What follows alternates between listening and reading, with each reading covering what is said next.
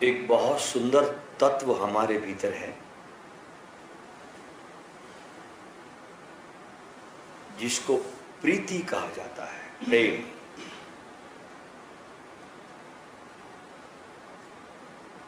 और इसी प्रीति के आधार पर व्यक्ति पूरा जीवन जीता भी है। चाहे वो गलत जीवन भी जिए तो भी उसका आधार प्रीति होता है। जैसे कोई आदमी धन को कमाने में लगा है, धन तो ऊपर की बात है, भीतर तो वो धन के प्रति जो प्रीति है उसमें जी रहा है। धन से उसकी प्रीति को उसने धन पे लगा रखा है, लेकिन प्रीति तो है। कोई आदमी पद के पीछे पागल है, पद के प्रति उसकी प्रीति है। पद सेकेंडरी बात है, ऐसे ही प्रतिष्ठा की प्रीति है। जहां भी हम जीवन में खोजें तो प्रीति को ही पाओगे आप, सब जगह।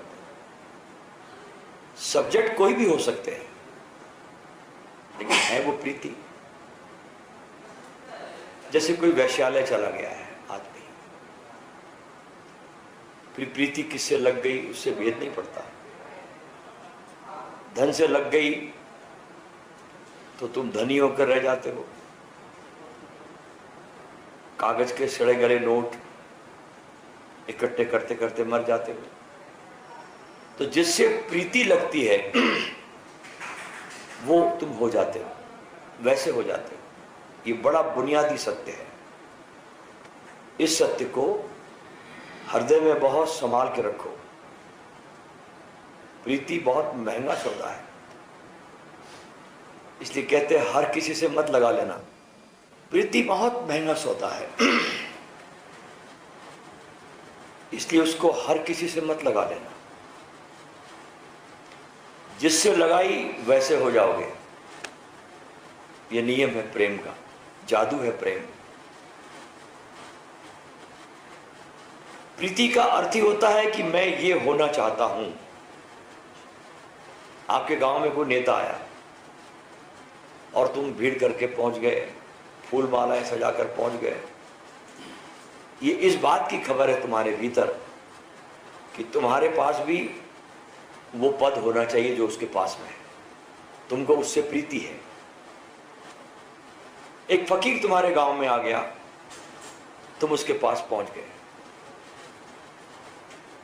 ये तुम्हारे भीतर की खबर देता है कि तुम्हारे जीवन में भी कब कैसा क्षण आएगा इस प्रेम का, जब तुम भी इस फकीर की तरह प्रेम में पड़ जाओगे परमात्मा के। कोई संगीत में प्रेम करता है तो उसकी चेतना में संगीत की छाया पड़ने लगती है। तो जिससे हम प्रेम करते हैं वैसे होने लगते हैं।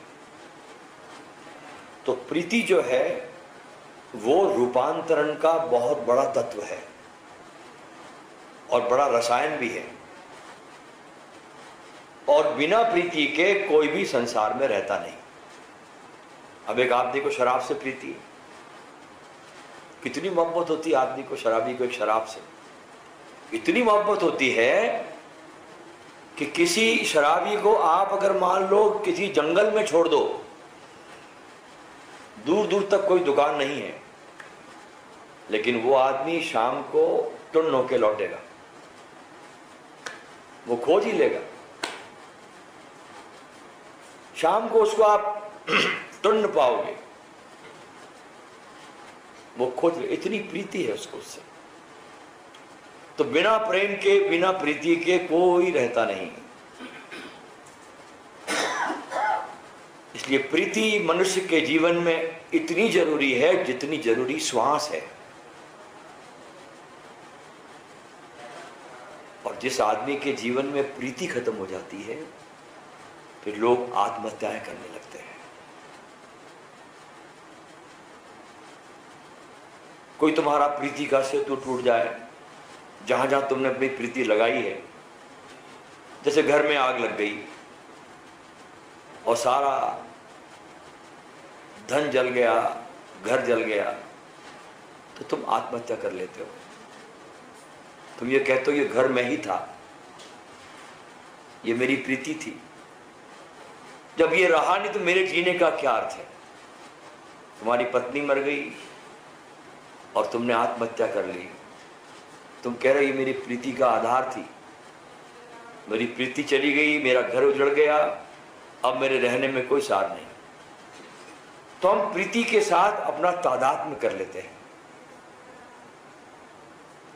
जैसे बिना श्वास के शरीर नहीं रहता, वैसे बिना प्रीति के आत्मा भी टिकती नहीं। प्रीति अगर तुम्हारी गलत दिशा में हो तो भी आत्मा टिकी रहती है। एक शराबी कितना जीता देखिए ना, मरे तक जीता है।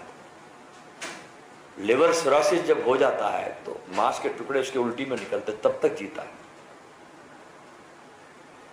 फिर प्रीति के बहुत ढंग है जो समझने जैसे हैं। एक प्रेम है समतल, समझना बात को, समान प्रेम, पति का पत्नी के साथ, मित्र का मित्र के साथ, भाई का बहन के साथ एक समतल प्रीति होती है, समान तल पर। दूसरी एक और प्रीति होती है उसके बाद, माता या पिता में या गुरु में। अब इस प्रीति को श्रद्धा कहते हैं। समतल पर प्रेम है, थोड़ा ऊंचाई पे गए तो प्रेम प्रीति जो है वो श्रद्धा में बदली। कोई तुमसे ऊपर है तो प्रीति को थोड़ा चढ़ना पड़ता है पहाड़ को, इसलिए श्रद्धा बहुत कठिन होती है।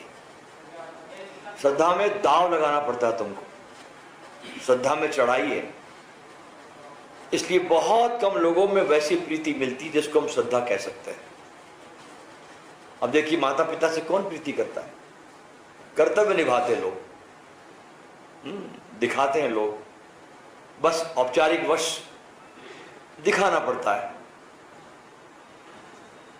क्योंकि प्रीति में तो श्रद्धा में बदलने के लिए पहाड़ की चढ़ाई है। बहुत से गुण अंदर विकसित करने पड़ेंगे उस प्रीति के रसायन को श्रद्धा में बदलने के लिए,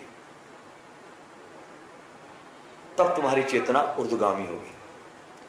इसलिए हमने श्रद्धा को बहुत बहुत मूल्य दिया है सदियों से, क्योंकि श्रद्धा आदमी को बदलती है, अपने से पार ले जाती है श्रद्धा। हमारे हाथ ऊपर की तरफ उठने लगते हैं और हमारे पैर भी किसी और आयाम में ऊर्ध्वगमन की तरफ गतिमान होने लगते हैं। हमारी आंखें ऊंचे शिखरों से टकराती है, दूर के शिखरों से, और उन शिखरों से चुनौती लेती है। ध्यान रखना।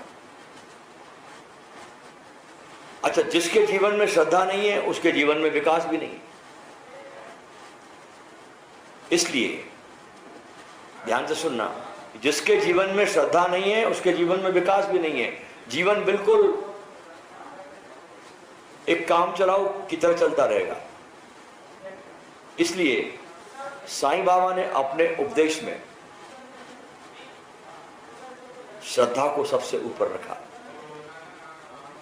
और उसके बाद साईं बाबा के उपदेशों में दूसरा शब्द आता है सबूरी। श्रद्धा को प्रथम रखा। श्रद्धा हो जाए तो फिर कहते हैं, बाबा कहते हैं सबूरी, धैर्य रखो, प्रतीक्षा करो, जल्दीबाजी मत करो, चीजों को अपने स्वरूप में घटने दो, उसको होने दो। कुछ चीजें ऐसी है जो तुम्हारे प्रयास से नहीं होती, वो अपने आप होती है। तो दूसरा सबसे बड़ा मंत्र बाबा जी ने दिया श्रद्धा के बाद, वो है सबूरी। चित्त को अधैर्य मत होने देना, क्योंकि अगर तुम्हारा चित्त, बाबा कहते हैं, अधैर्य से भर गया तो श्रद्धा खत्म हो जाएगी, क्योंकि बिना श्रद्धा के विकास होता नहीं। किसी को साईं बाबा में श्रद्धा है तो विकास होता है, किसी को महावीर में श्रद्धा है तो विकास होता है, किसी को बुद्ध में, किसी को क्राइस्ट में। जहां भी श्रद्धा है आपकी, आपका आध्यात्मिक विकास वहां से शुरू होता है। यह अलग बात है कि तुमने किसको चुना, साईं बाबा को चुना कि मोहम्मद को चुना कि कृष्ण को चुना कि कबीर को चुना कि मीरा को चुना, ये बात बहुत औपचारिक है। मूल्य इस बात का है कि तुमने कोई ना कोई श्रद्धा का कोई पात्र चुना, तुमने कोई ऐसी चीज चुनी जो तुमसे बाहर है, तुमसे बियॉन्ड है, तुमसे ऊंची है। तुमने कोई चुना जो आकाश में है, जो हिमाच्छादित शिखरों की तरह है। उस चुनने में ही यात्रा शुरू हो जाती है। महावीर कहते हैं कि जिस चीज को हमको पाना है उस चीज को देखना शुरू करना चाहिए। ये महावीर का सूत्र है। जिसको भी हमको पाना है उसको देखना शुरू करना चाहिए, तो तुम्हारी आंखें ऊपर की तरफ उठने लगती है। अब तुमने जमीन पर रेंगने रेंगते हुए चलना बंद कर दिया, तुमने जमीन पर सरकना बंद कर दिया, तुम्हारे पंख अब फड़फड़ाने लगे। आज नहीं कल तुम उड़ोगे, क्योंकि जिसमें श्रद्धा जाग उठ गई है, जिसमें श्रद्धा का बारूद जल गया है, उसको उस तक जाना ही होगा। अब वो रुक नहीं सकता। यात्रा कितनी भी कठिन हो, श्रद्धा पैदा हो जाए तो जाना ही होगा, और प्रीति लग जाए तो कठिनाइयों का पता नहीं चलता। कितनी भी कठिनाई हो, प्रेम हो जाए तो नदी नालों को लांग कर भी जाता है आदमी प्रेमिका से मिलने के लिए। कितनी भी बरसात हो, देखिए कालिदास के जीवन में कितनी बरसात थी, पत्नी से बहुत प्रेम करते थे, भरी बरसात में पहुंच गए। तो एक प्रीति है श्रद्धा, अपने से ऊपर ऊर्ध्वगामी है। एक प्रीति है अपने से समतल, पति पत्नी, दोस्त, पड़ोसी जो भी आते हैं, इस समतल में हम कहीं जाते आते नहीं, इसमें कोई विकास नहीं होता।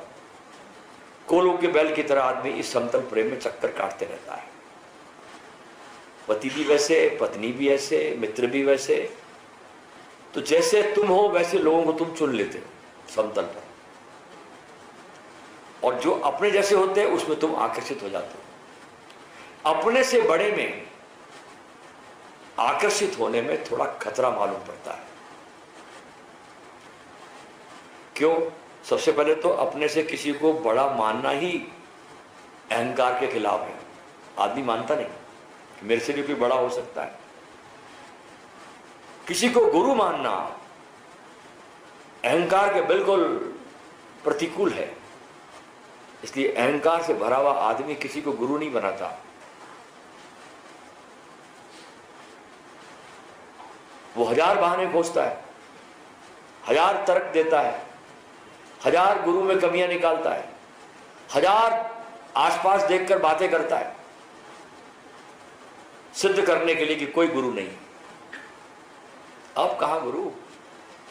सतयुग में होते थे, ये कलयुग है। अब कहां गुरु? ये पंचम काल है। अब कहां गुरु? सब कहानियां हैं, कपोल कहानियां हैं। बचाता है अपने को इस प्रकार तर्क दे दे के। कोई गुरु चुनने में तुमने एक बात स्वीकार कर ली कि अब चुनौतियां हैं सामने, और उन चुनौतियों को स्वीकार करना पड़ेगा। तुम जहां हो अब तुम वहां पर समाप्त नहीं हो सकते, ऊपर जाना है। इसलिए लोग अपने ही समान व्यक्तियों को चुनते अपने जीवन में, इनके साथ कहीं जाना नहीं, यही सारी लड़ाई झगड़ा करना है, पति पत्नी यही लड़ते रहेंगे, रोज वही जीवन दोहराते रहेंगे जो कल किया था, परसों किया था, वे कल भी करेंगे, परसों भी करेंगे, पूरा जन्म निकल जाएगा और वही पुनरावृत्ति, वही रिपीटेशन। कहीं कोई गति नहीं, कहीं कोई विकास नहीं, समतल के तल पर। दूसरा प्रेम है प्रीति, अपने से छोटों के प्रति, पुत्र के प्रति, कन्या के प्रति, शिष्य के प्रति, अपने छोटों के प्रति। उससे हम आसानी से राजी हो जाते हैं। हम जो अपने बच्चों में, पुत्र में, पुत्रियों में इतना रस लेते हैं, उसका कारण है कि चलो कोई तो है जो हमको बड़ा मान रहा है। यहां भी अहंकार है, अहंकार को तृप्ति मिलती है। इसलिए शिष्य होना बड़ा कठिन है, गुरु होना आसान मालूम पड़ता है। एक बार क्या हुआ कि एक शिष्य गुरु के पास पहुंचा। उसने पूछा गुरुजी से कि क्या आप मुझे स्वीकार करेंगे, मैं दीक्षित होने को आया हूं। गुरु ने कहा भाई कठिन है मामला, यात्रा दुर्गम है, कर पाओगे, संभाल सकोगे, पात्रता है, कैपेसिटी है। शिष्य ने पूछा, और जवान लड़का था, क्या करना होगा मुझे, ऐसी कौन सी कठिनाई है। गुरु ने कहा जो मैं कहूंगा वो तुमको करना होगा, मेरी आज्ञाओं को शिरोधार्य करना पड़ेगा। बोले क्या करना पड़ेगा। बोले वर्षों तक तो जंगल से लकड़ी काटना पड़ेगा, आश्रम के जानवरों को चराना पड़ेगा, चराने के लिए ले जाना पड़ेगा, आश्रम की पूरी बुहारी करना, भोजन पकाना, इसमें लगना होगा। फिर जब मैं देखूंगा कि तुम्हारा समर्पण अब ठीक ठीक हुआ, तार बिल्कुल ठीक ठीक बंधे, तब तुम्हारे ऊपर मैं सत्य के प्रयोग शुरू करूंगा। गुरु ने कहा उसके बाद इतनी परीक्षाओं से गुजरने के बाद मैं तुम पर सत्य के प्रयोग शुरू करूंगा। उस युवक ने कहा कि बड़ी झंझट की बात है, ये तो बहुत झंझट की बात है, कितने वर्ष लगेंगे। ये जंगल जाना, लकड़ी काटना, भोजन बनाना, सफाई करना, जानवरों को चराना, भाई कितने वर्ष लगेंगे। उन्होंने कहा कुछ नहीं कहा जा सकता, निर्भर करता है कि तुम कब तैयार होगे। कुछ कह नहीं सकते, निर्भर करेगा कि तुम कब तैयार होगे। वर्ष भी लग सकते हैं, और तुम्हारी तैयारी हो तो महीनों में भी काम हो जाता है, और कभी जन्म जन्म भी लग जाते हैं। उस युवक ने कहा चलिए ये तो जाने दीजिए, मुझे जचता नहीं है मार्ग शिष्य बनने का। बताओ गुरु होने में क्या करना पड़ता है। ये बहुत कठिन मार्ग है, इतने वर्षों तक इंतजार करना, चारा चराना, जानवर चराना, झाड़ू बुआरी। अच्छा हमको भी, हमारे आश्रम पर भी हमने देखते हैं, बहुत से लोग हमारे यूट्यूब को देखते हैं। आज करोड़ों लोग हमारे यूट्यूब को देखते हैं, करोड़ों। तो हमको बहुत कभी कभी आश्रम पे लोगों को फोन आ जाते हैं कि हम स्वामी जी को सुन रहे हैं, बहुत हमारे अंदर अगाध श्रद्धा है उनके प्रति, बहुत अच्छा लगता है, हम उनको बहुत सुनते हैं, रात और दिन सुन रहे हैं, हम पूरा परिवार सुनता है, तो हम उनको समर्पित होना चाहते हैं और आश्रम पे आना चाहते हैं। क्या करना होगा। बहुत से लोग कहते हैं भाई हमारे पास पैसे भी नहीं है। मगर चलो कोई बात नहीं, आप निःशुल्क आ जाइए। तो हमने कहा भाई क्या करना होगा। तो हमने आश्रम के लोगों को बोल के रखा कि जब भी ऐसा कोई पूछे कि हम आना चाहते हैं और स्वामी जी के प्रति हम पूरा समर्पित हो जाना चाहते हैं, तो पहला काम करना होगा कि आश्रम के सब बर्तन मांजने पड़ेंगे। ये हमारा नियम है वहां बोलने का। और जैसे ही हम कहते हैं बर्तन मांजने पड़ेंगे, समर्पण करीब करीब वापस हो जाता है,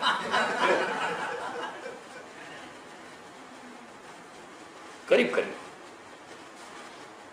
हमने आज तक इतने 2 वर्ष हमको हो गए, मुश्किल से हिम्मत करके 2-4 लोग आए, लेकिन वे भी टिक नहीं पाए, 15 दिन में भाग गए, क्योंकि वहां पर अहंकार को खड़े होने की कोई जगह ही नहीं है। अब बर्तन मांजना एक ऐसी साधना, आप ताजुब करोगे। हमारे दोस्त अभी कुछ वर्ष पहले दलाई लामा के आश्रम पे गए, मैक्लोडगंज में। हमारे मित्र थे वो, जो वहां से लौटे, तो मैंने पूछा कि क्या क्या साधना करवाई आप उन्होंने आपसे। बोले स्वामी जी कुछ नहीं कराया, हम 5 दिन वहां रुके, 5वें दिन हमसे उन्होंने बर्तन मंजवाए। ध्यान साधना की तो बात ही नहीं की उन्होंने, कहा कि बर्तन मांजो सबसे पहले। ऐसे ही गुरजेब के जीवन में भी हुआ। गुरजेब जब सूफी गुरु की तलाश में निकला और सीरिया आया यूरोप से, कोई बहुत अदम्य प्यास थी। जब सूफियों को पढ़ा गुरजेब ने तो कहा कि गुरु की तलाश है मुझे, एक सूफी गुरु की, सदगुरु की। उस दिनों सीरिया बहुत बड़ा हेडक्वार्टर था सूफियों का उन दिनों में। तो आया सीरिया और ढूंढने लगा। अब सूफी ऐसे बाजार में तो मिलते नहीं गुरु, वो तो छुपाते अपने को, हाइड करते हैं, क्योंकि सरमद और मंसूर की हत्याओं के बाद थोड़ा सूफी लोग थोड़े अपने को हाइड करने लगे, प्रकट नहीं करते उस दो घटनाओं के बाद कि व्यर्थ में शहादत क्यों देनी, तो अब छुपाने लगे। अब सूफी ढूंढने से नहीं मिलता, मजे की बात है। आप पूरे पृथ्वी का चक्कर लगा लो, बहुत मुश्किल है मामला। परमात्मा की तरह सूफी है गुरु को ढूंढना, वे छुपा लेते हैं अपने को। तो आया सीरिया में उस दिनों में ये और ढूंढने लगा, लोगों से पूछा, कोई जवाब नहीं मिला। तो अंततः थक हार करके गुरजेब एक बहुत बड़ी सीरिया में मस्जिद थी, वहां जाकर बैठ गया। कहा कि धार्मिक स्थान है, यहां तो कम से कम कोई बंदा मिलेगा अल्लाह का प्यारा। अब मस्जिद में कभी कोई सदगुरु थोड़ी जाता है, सदगुरु तो जहां है वहां मस्जिद उसके साथ चलती है। कहते 3 महीने तक गुरजेब वहां हर चेहरे को देखता रहा, बहुत प्यास लेकर के किसी गुरु की तलाश में देखता, हर आदमी का चेहरा देखता, झांकता उसकी आंखों में, कोई नहीं मिला। 3 महीने और बीत गए, 6 महीने चले गए। उस आदमी को बैठे बैठे एक गुरु की तलाश में। फिर एक दिन एक आदमी आया और उसके पास आकर बोलता है कि तू मुसलमान तो दिखता नहीं है, तो यहां तू बैठा क्यों? तो आंखों में आंसू लेकर गुरजेब कहता है कि मैं एक गुरु की तलाश में हूं, मुझे एक सदगुरु चाहिए, सूफी चाहिए। तो वो खिलखिला के हंसता है कि बोले ये गलत जगह बैठ गया तू, यहां पे कोई सदगुरु नहीं आता। इतना कह के वो चला गया। फिर 3 महीने बीते और वही आदमी दोबारा आया। गुरजेब को बैठा देखकर कहा कि चल मैं तेरे को आज ले चलूंगा एक सूफी सदगुरु के पास, तू रात को 12 बजे फलानी फलानी लैंप पोस्ट के नीचे उस जगह पर तैयार रहना, मैं कार लेके आऊंगा, तुझे बिठाऊंगा और तुझे एक सदगुरु के पास लेके चलूंगा। गुरजेब बड़ा खुश हुआ। 9 महीने की प्रतीक्षा एक गुरु की, गुरजेब की, बड़ा खुश हुआ, बहुत उमंगों से भरा। और ठीक नियत समय पर जाकर उस लैंप पोस्ट नीचे गुरजेब खड़ा हो गया। वो व्यक्ति ने अपनी कार रोकी, उसको बिठाया, थोड़ा गांव का चक्कर लगाकर गली कूचों से गुजर कर एक पुराने मकान के नीचे कार उसने पार्क की। बोले मेरे पीछे आ। 2-4 कमरों को लांघते हुए वो एक छोटे से, इतना ही बड़ा हॉल समझ लो, उसमें पहुंचा।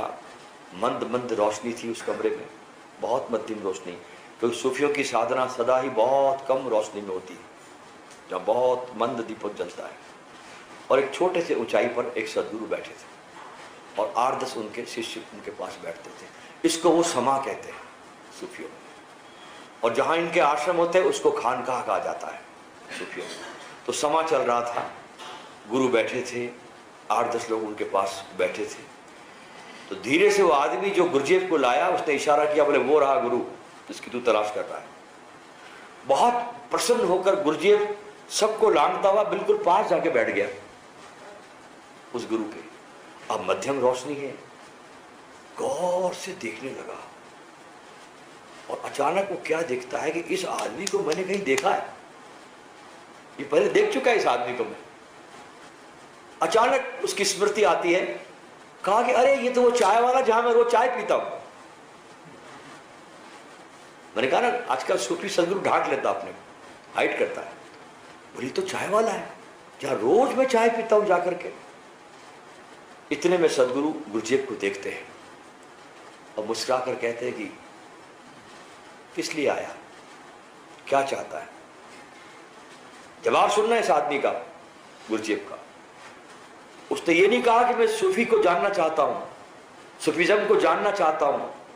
उसने आंखों में आंसू भरकर कहा कि मैं सूफी हो जाना चाहता हूं। मैं तो सूफी हो जाना चाहता हूं। बस जवाब सुन के ही गुरु खुश हो गया। बोले हो जाएगा। बोले क्या करना होगा? बोले ज्यादा कुछ नहीं, जैसे मेरी दुकान पे तू रोज आता है ना चाय पीने, वैसे ही आना। मेरे से कोई विशेष व्यवहार मत करना, मेरे पैर वैर छूना मत, मेरे से बातचीत ही मत करना। जब मैं बोलूं तब बात करना, नहीं तो बात मत करना। बोले मेरे को करना क्या होगा? बोले पूरे दुकान के चाय पानी के बर्तन मांजने पड़ेंगे। जो दिन भर कप प्लेट जो भी ग्राहक आएंगे, जो झूठन निकलेगी, उस बर्तनों को मांजना है तुमको। बोले ठीक। अगले दिन से गुरुजी की साधना शुरू हुई। गुरुजी मौन रहता, बर्तन मांजता, और कहते हैं कि 3 वर्ष तक गुरुजी उस चाय वाले के पास बर्तन मांजता रहा। और एक भी दिन कभी गुरु से कभी डायलॉग नहीं हुआ, कोई बातचीत नहीं हुई। उस मौन में, बर्तन मांजने में, बर्तन क्या मांजा, गुरुजी अब खुद ही मंज गया। और जब गुरुजी अब तैयार हुआ उस घटना के लिए, तो एक दिन उसको इशारा करता है कि आज चलेंगे हम उसी स्थान में। वहां पहुंचे रात को 12 बजे के बाद, अपने पास बिठाया, गुरुजीएब के तीसरे नेत्र पर हाथ रखा, और गुरुजीएब का जो भीतर बारूद था ही अंदर भबक रहा था, वो जल उठा, और गुरुजीएब बोधि को प्राप्त हुआ।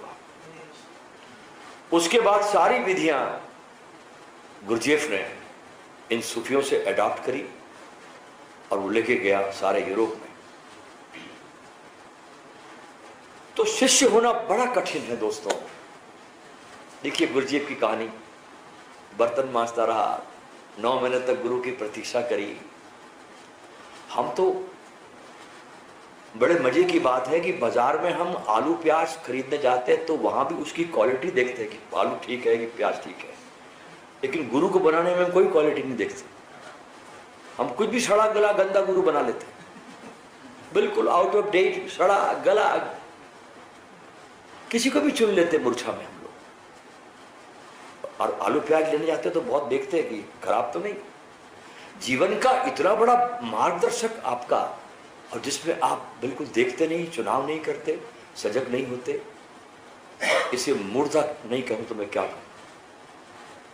तो कहता भाई मेरे को अब चेला तो बनना नहीं, मुझे बताओ गुरु बनने के लिए क्या करना पड़ेगा। शिष्य कहता है गुरु से। तो कहा कि गुरु होने में तो कुछ नहीं करना पड़ता, जैसे मैं यहां बैठा हूं वैसे तुम भी बैठ जाओ और लोगों को आशाएं देते रहो। लोगों को उम्मीदें देते रहो। तो उसने कहा कि फिर ऐसा करो, मुझे तुम गुरु ही बना लीजिए, ये मुझे जचता है। हमको भी मौका मिले तो सभी गुरु बनना चाहते हैं, लेकिन ये प्रेम, ये श्रद्धा, ये परमात्मा का अनुग्रह उसी के जीवन में हो सकता है जिसके जीवन में श्रद्धा हुई हो, जिसने किसी गुरु का सत्संग किया हो।